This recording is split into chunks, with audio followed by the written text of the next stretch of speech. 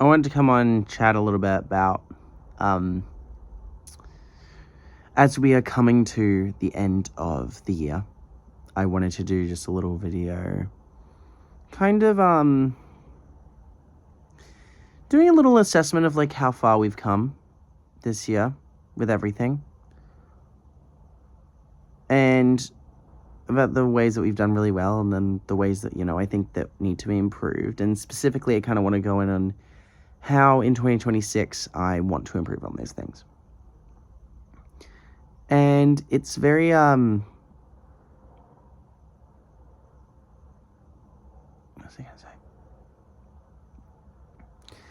Yeah, I really just want to, like, be able to, like, I feel like I've spent a lot of time saying, well, 2026 is going to be my year to work on me. 2026 is going to be my year to do this. 2026 is going to be, like, the 2025 was bad, and then 2026 is going to be my year to, like, move on and do better and cast my bad habits aside. And as ideal as that sounds, I don't think that's necessarily realistic. Not in a sense of, like, I don't believe that I can do it, but setting such an ambitious idea for myself that, like, this is going to be the year. Or it's just as simple as starting a new year of my life to undo all of these things just by going cold turkey on them, I guess I imagine in my brain. It's just not as simple as that. So I actually want to have a conversation with myself and materialize these things.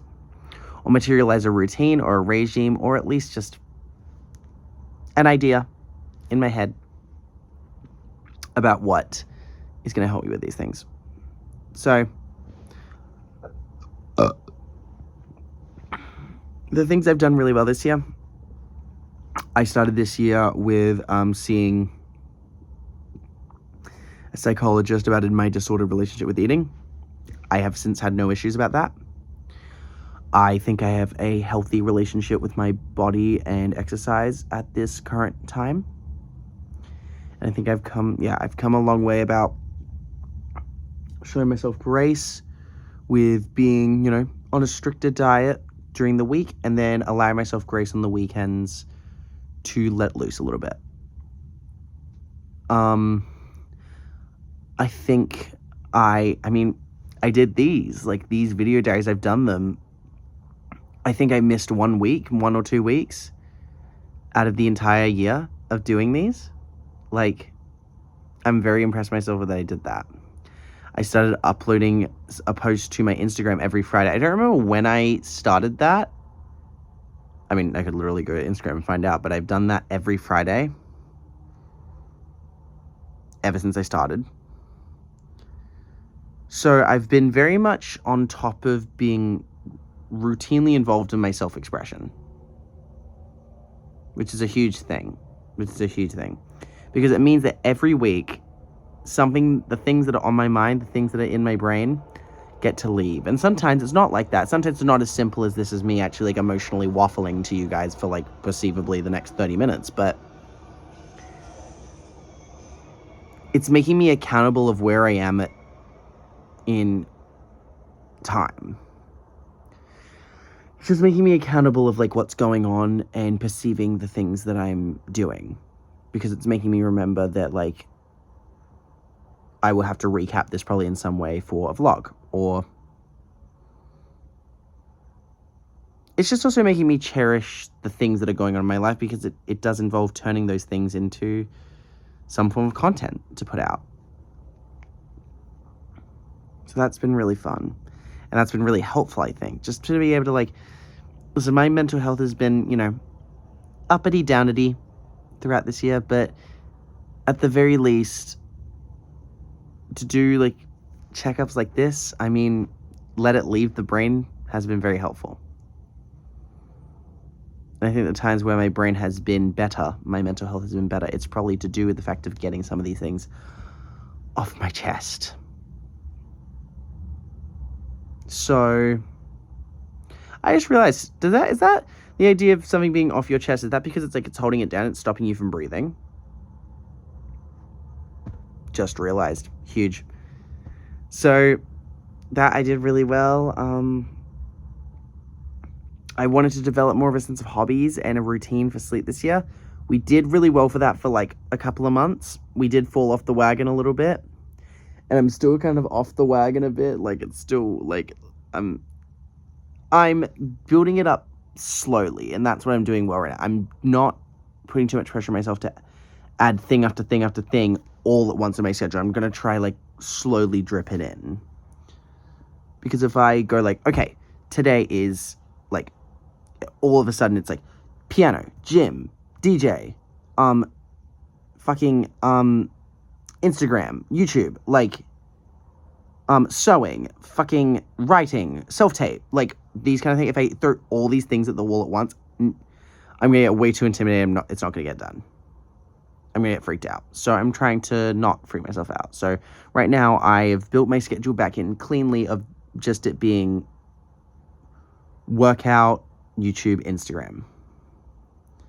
And then I think I'll start bringing music back into it. And then we'll probably start bringing sewing into it after that. And then some acting stuff. I don't know. I'm also part of a self-tape group in Perth now. So that'll be fun to actually maybe like routinely just try to make myself do one just at least once a week. Just to keep myself creatively in touch. Not necessarily to be like to improve. Because I don't know. Like the improvement of an actor can sometimes be a very asinine process. But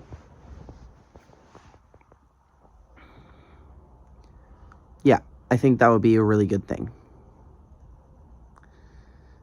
But yeah, we've fallen off the wagon a little bit. I think in this last month, we've very much neglected our hygiene. Not necessarily like in like skin, like my personal hygiene. It's just about like staying on top of laundry, cleaning my sheets. Fucking like I've been so bad with cleaning my room recently, and I've just been like, feels like I've just been like watching it happen around me, and I just feel like I've been powerless to do anything about it. And that could be the result of a depressive episode. That could be a result of just burnout. That could be the result of general laziness. I don't know. But that's something I'd like to improve on. But putting myself back in my schedule of cleaning the same time every week. And because I have my same 2 days off every week, I can do that. And now I've also started doing this thing where that my brother told me is that like if there's something I really want to do, I make it that I can't do that thing until I've done my errands for the day. And those errands are usually just like working out. Like if I haven't done my workout, I can't text that boy from Grindr, or I can't go watch that movie, or I can't do this, that, and the other thing. And I end up being annoyed by that, but then it just makes me do it faster, and it gets it all out of the way. And then I'm also in a better mood after I've worked out because it releases all the endorphins and all that bullshit. So, but yes, so slowly working in things into my schedule. Slowly working in sewing, slowly working in pole dancing, slowly working in music stuff. But next year is all about doing the things I've always wanted to do and just have been too scared. And building up the artistry of, I guess, like Cheryl Whiskey, my music persona that I want to take on, my music artist persona. Because it feels like I'm at life right now, like, just trying to go out and party and shit like that, in hope that something exciting or adventurous happens to me. But really, even if that did, it would just be a flash in the pan, something I would talk about like a good story to somebody else, but it wouldn't actually enrich and push me towards any direction that I want to pursue in my life. Something long-term, sustainable.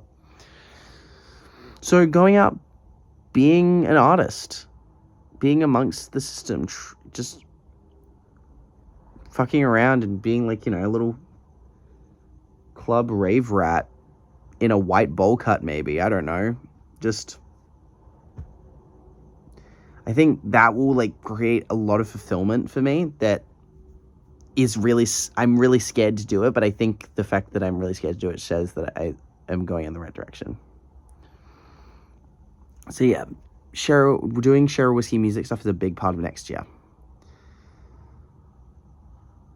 And that involves kind of sectors of practicing DJing, practicing producing, practicing pole dancing, just being on top of like, pole dancing is more for an aspect of stage presence, moving, things like that, just trying to stay in touch with my body, plus it being a good workout.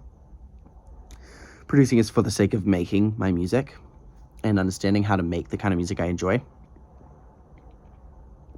And I'm blessed to have equipment in my house that can teach me that. And DJing is more just a,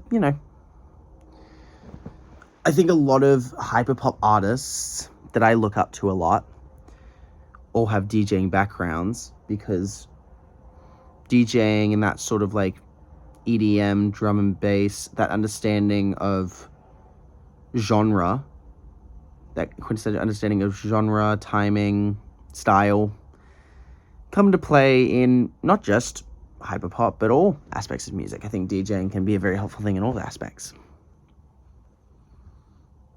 So that's going to be that. As far as my mental health, I think I need to delete Grindr at the start of next year. And my friends actually did a really good idea recently. They have purchased flip phones that don't have like any of those like crazy apps or anything on them, don't have Instagram, Snapchat, anything like that. They have their phones, their iPhones with all that shit, but they keep it at home, and they can use that at night once they get back and they've done all their things for the day. But if they like need to talk to people, calls, do that kind of thing, the things that a phone is essentially meant to be for, they have their flip phone that they got from JB Hi-Fi. So I think I actually might go do that, and might go decorate my flip phone. It actually, I feel like that sounds like a really fun idea to me. And it might actually give me like a proper outlet, physical, tangible idea of how to limit my screen time and limit my exposure to all this. Because, dude, the amount I've been on Grindr in the past month is staggering. I'm on it like every second, because I just really, in this like last couple of months, it felt like the only thing that could add a level of enrichment to my life that would be powerful enough to make me feel like my life matters, or I matter, or I'm of value, was about like being with a man. And it wasn't even like me liking one that much. Like I don't even recall liking these men that much. It's just to feel like somebody thinks that I'm hot and attractive. And that's something we talked about, I think, in a vlog not super long, is that I've discovered that such a central part of my identity is about thinking that people find me attractive or beautiful or desirable. And now that I'm at a point where I feel like I'm meeting a middle ground there, I'm still working on it, but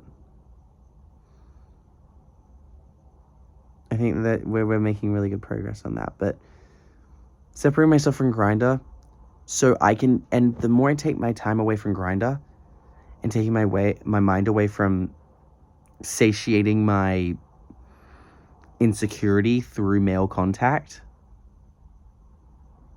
the more I will be forced to focus on these other aspects of my life that purely belong to me.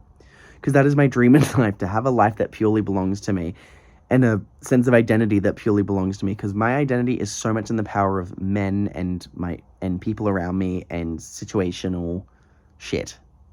And I don't want that. I want to be in control of my life and who I am. And I know we can't always be that, but I would love to be the strong person that I know lives in me. I know there's a very strong diva that lives in me who just does not give a fuck.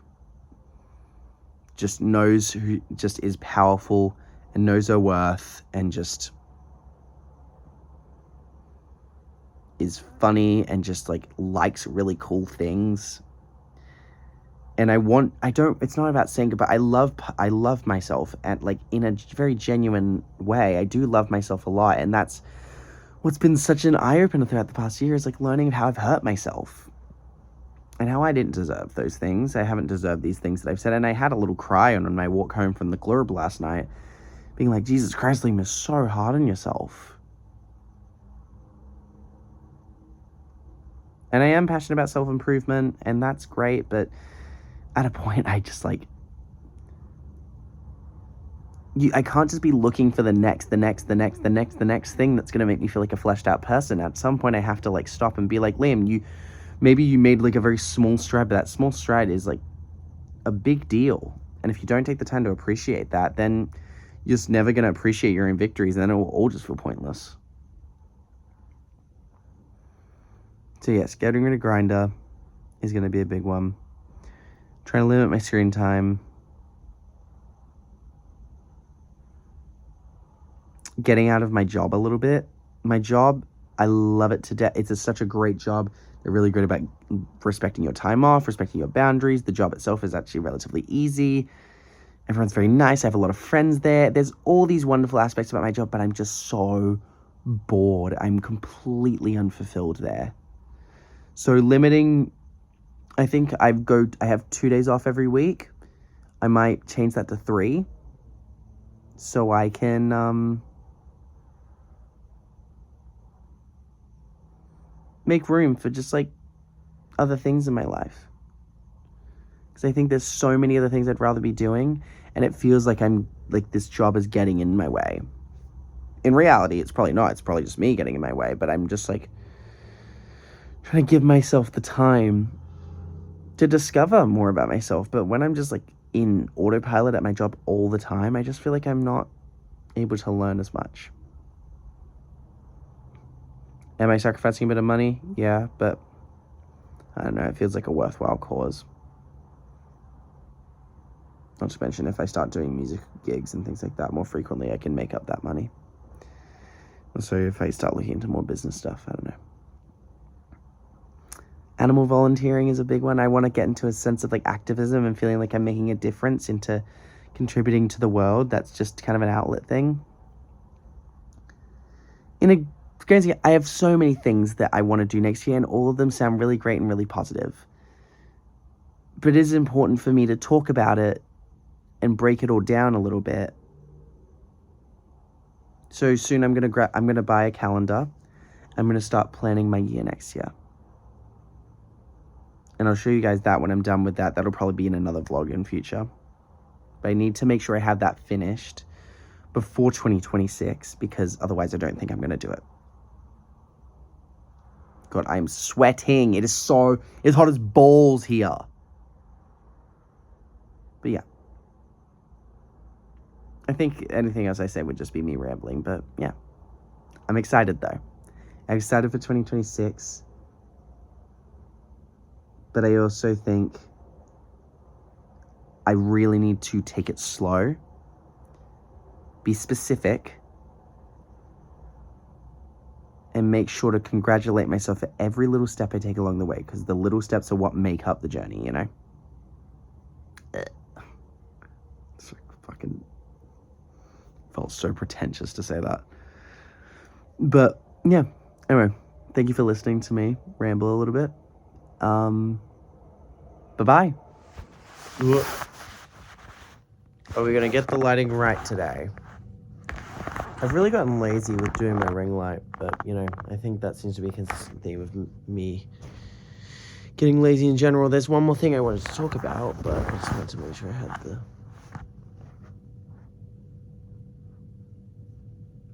Ugh, God.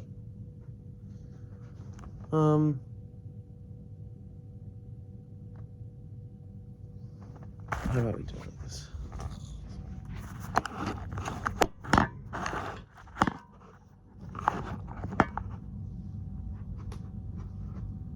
That'll do. But yeah, sorry, I'm just doing my laundry. So one of the main things that I wanted to address, that I completely forgot to address earlier about my goal for next year, is that I just, I feel like I've just become very susceptible to, like, being resentful and bitchy and holding anger towards other people. And that's just not what I want for me. And I think that always, not always, but most of the time comes from a place of like, God, I haven't done my skincare. Ugh, God. That comes from a place of like, let me try to think of like an example of it. Like, that, like works for my argument. Like, I play over and over in my head, like, these scenarios, these fantasies of, like, these guys who've mistreated me, like, seeing them and, like, hurting them and being able to, like, make them cry and make them feel bad about what they did to me, right? But it's like, when in reality, like, I just don't, I think I said this in a previous, I just don't have enough of a grasp of the idea that, like, me simply walking away from them, not getting the opportunity to speak to me anymore, is like enough of a punishment. And I think that has everything to do with my own self-worth, and that is kind of what I'm getting to, is I really want to increase my relationship with my self-worth. Because once you start to see yourself as like a commodity, a fucking prize, I don't know, like a good thing, a thing that people are lucky to have, and you start looking at yourself that way, then, oh shit, I just realized this panel was already folded. When you start looking at yourself that way, then you're able to like have so much more of a chill, like a good mindset upon like cutting ties with people, and your sense of like retribution, if you will. Because I constantly fantasize about like getting like retribution on these guys that have like been dicks to me. But the thing is, the retribution is the fact that they don't get to speak to me anymore. Like, that should be the retribution, right? But for some reason in my head, that just doesn't seem like enough. But I think that's because I intrinsically feel like, is it really that much of a loss to be able to not speak to me? But also, like, it doesn't feel that way. It also feels that way because, like, most of the time, these guys are the ones that are breaking things off with me. So they treat me like shit, and they break things off with me. And so it's not even like that I'm like getting to be cunty and walk away from them. It's like not even anything like that. It's just like I get invested, they treat me like shit, and then they leave, and they're like, hey, yeah, you weren't for me.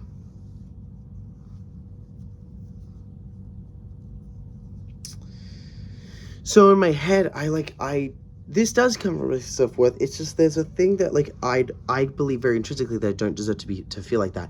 And I also very much believe in standing up for yourself and standing up for others.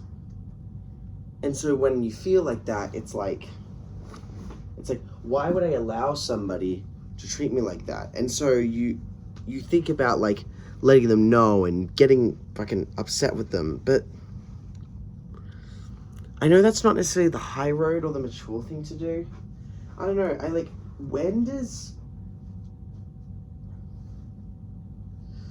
does your pursuit of retribution stop being about principle and fairness, and start being about insecurity? You know? When does that shift happen? Because, girl, I don't know. But I think the amount of time I'm spending in my head dedicated to these guys that probably don't even think about me anymore, that doesn't make me happy. I want to be able to just let go of these like negative thoughts that I have these guys, but what happens is that they come in, they kind of rock my world a little bit. Depending on the guy, obviously. Like, I don't feel like it's towards all guys, but there's just certain guys that I'm thinking of right now.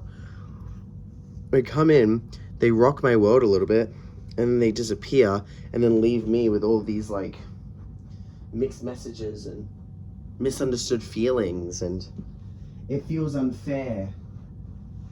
That behavior, like, feels like unfair for me to just simply let go of. But the fact of the matter is, when they drop off the face of the earth, you're probably never going to see them again. And if you do see them again, is it really worth showing your ass to, like, give them the time of day of, like, being pissed at them? Because the cuntiest revenge at the end of the day is just being happy and living your life and showing them, not even showing them, but just, like, living your life and showing yourself that they're not affecting you. But the truth of the matter is they are affecting me. But I think if I develop more of a sense of self-value and a stronger sense of identity, I'll be able to let go of that and be happier, you know? I'll be able to let go of these things and let these, like, moments wash over me a bit more. Like water off a duck's back a little bit, you know? But then there's also like resentments, like based off of like jealousy that I think I have. I think I'm a very jealous person because I see things and I almost feel like I'm like, for music, for example, because music seems to be a pretty central point of like something that I want to keep pursuing. And I feel like I'm at like shows for my friends and I'm not perceiving entertainment. I'm not even focusing on being entertained anymore. I'm almost doing a analysis of if I feel like I could do better than what they're doing. And if I do feel like I could do better than it, and they're like receiving opportunities that I feel like I like deserve, which is crazy, I like get upset about that. And it's like, A, those opportunities aren't yours. B, you're not even putting yourself out there. And C, like everybody's art is different. And so that comes from a place of like, I think that I take that approach to it. Like, I think my brain takes that approach because I'm very unfulfilled.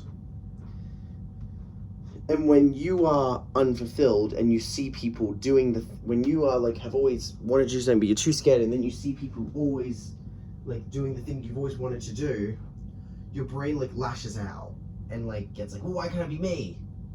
But it's not you because you're too scared. And so I'm trying to not be scared, but this comes all to tie in with the things I'm taking on and doing the things that I've always wanted to do, that I've stopped myself from doing for whatever varied and inexplicable reasons. But my goal, a big goal for 2026, is to build back up that relationship with myself that I used to have, that I know still exists within me somewhere. Because I know I have a really good foundation of my care for myself. Because ultimately I wouldn't make these videos if I didn't think I was deserving, or not even deserving, I wouldn't make these videos if I didn't think that, if I didn't have an investment or a belief that things could get better, or this much of an investment in my self-improvement. You know? I wouldn't do this otherwise. So now I'm just like trying to make I talk and talk and talk and talk on these video diaries about all these things I think would be good for like my mental health and stuff. But now I think it has to become time eventually for me to start taking action upon those things. And that's what I'm going to try to do now, you know? Trying to take that action, put some things into effect to not just talk about the life that I want and the person I want to be, but to try and actively create the person that I want to be. And I think that a lot of this, well, Courtney Axe said this once that I thought was really beautiful. She said, when you stop judging other people, you feel the judgment of yourself be released. And I think that I just like constantly compare myself to people because I feel like they're like, I want to be doing what they're doing. So once I start building a life that I think I'm happy with, or it just involves me doing things that I enjoy, that I find enriching, I think with that, I'll be able to start like, well, I think when I start to, self-esteem is built by doing esteemable acts. So it's like, once I start taking action and building the life I want to be living in and creating the person that I want to be, that I feel like I am, on the inside at least, the more I'll start to just be content with my plot. And I'll stop looking at other people's plots and being like, I wish I had a bit of that, and I wish I had a bit of that, and fuck them because they have that and I don't have that. And then once I release that judgment of all those other people, I'm just gonna like feel so much better about myself. But the actual problem in that, the practical issue there is just like,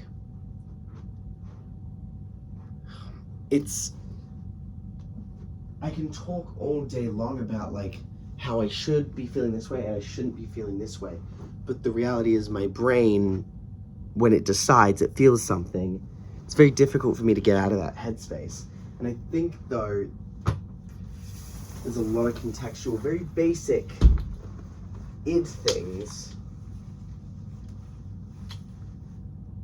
that are stopping me from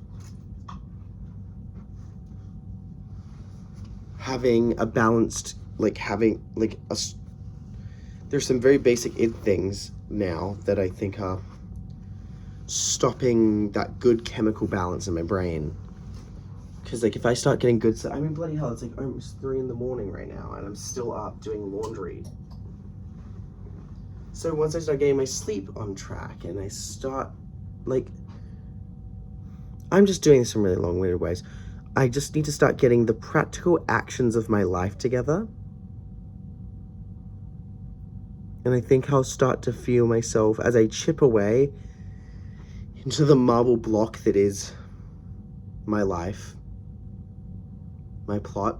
Or once I start taking the sickle, let's say, when you talk about your plot, everyone has their plot and you tend to it.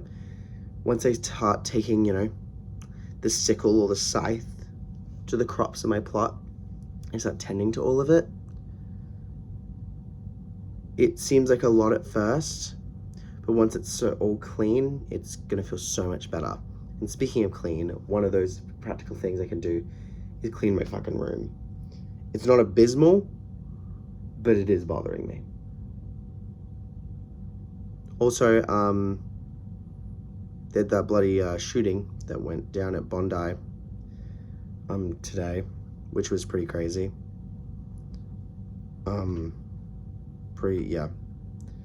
She was insane. I kind of just wanted to document where I was the day that I heard about it. I was at my brother's gender reveal party. But yeah, Australia's first mass shooting since Port Arthur.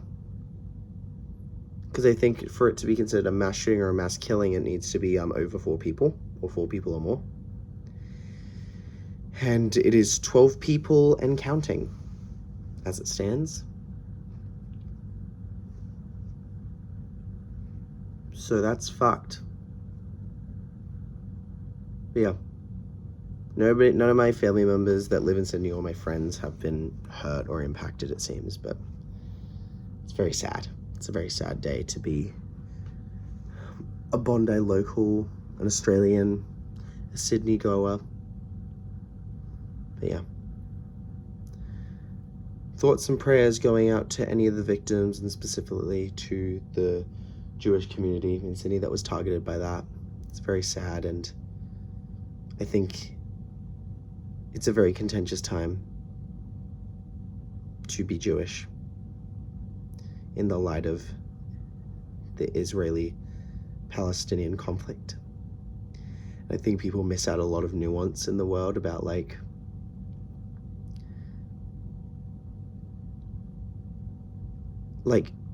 to say that just because you are Jewish, it means you align with all Jewish people that ever exist. And that sort of negation of nuance is such a damaging thing to all parties involved. Because this situation is so damaging in so many ways. Because people just love to talk in extremes, right? So people see Jewish people being the target of this, as the Australian government is calling it, a terrorist attack.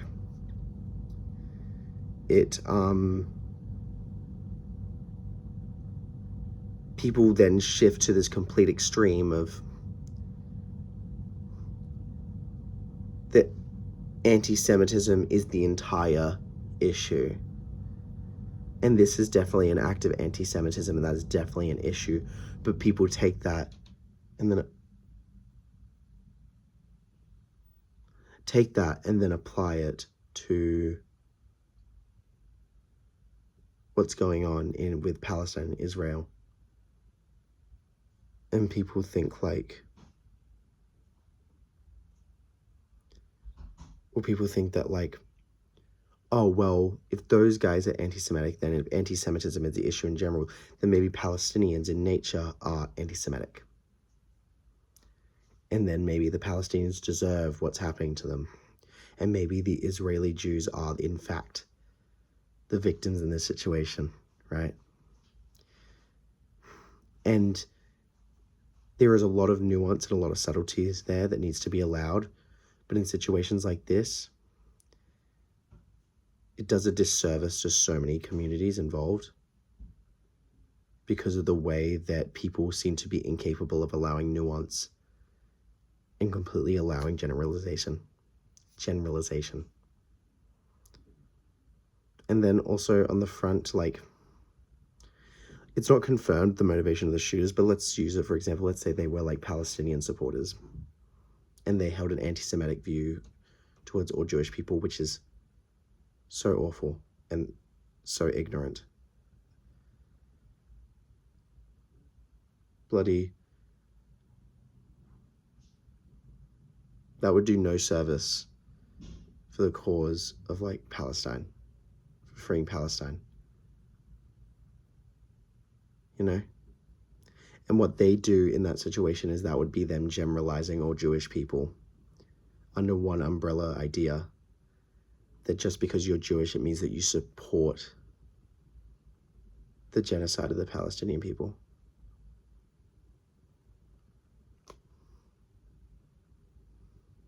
So sorry, I feel like I'm talking very slow and very like with a lot of pauses. It's just because I can hear somebody else wandering throughout the house.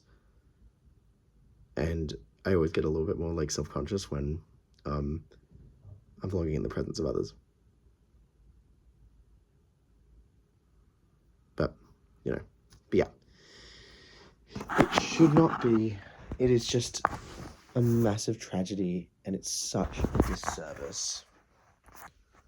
It's such a disservice to all communities involved. Acts of violence like this are just such deplorable, inexcusable acts, and it is actually sad that people would deem that in the solution in any way, shape, or form to perpetuating positive change in culture, whether that be just in Australia or in general. I read something that was actually very interesting about this whole situation, is that there's this line that keeps getting thrown around about Australia, like people saying like, this is not Australia. This is not the Australia that I know. This is not Australian ideals being upheld. And someone wrote a thing, I was like, well, someone said that Australia is a country built on nationalism and colonial violence and racial injustice and prejudice in general. And that's the thing, it's like, we say that we're not these things, and I think people like to think now that we're not as we progress as a society, but ultimately the bones of our country were built on these ideas that change can be perpetuated in culture, and your ideals and your values can be brought to the forefront of society and put into power via brute force and violence to create that space. So, do I believe that Australians are hateful in general, and any Australian with a fucking brain would encourage this? No, I don't think that. But I do think that it is an interesting point to digest that we claim to not be a country that supports this, but we do still profit and see signs of that continuing legacy of racial and what am I trying to say? It's interesting that we can that we claim to be above this, even though we still see the projection of racial or oh my god, I don't know what I'm trying to say. What is this? Like, I'm trying to find a word for like group of people.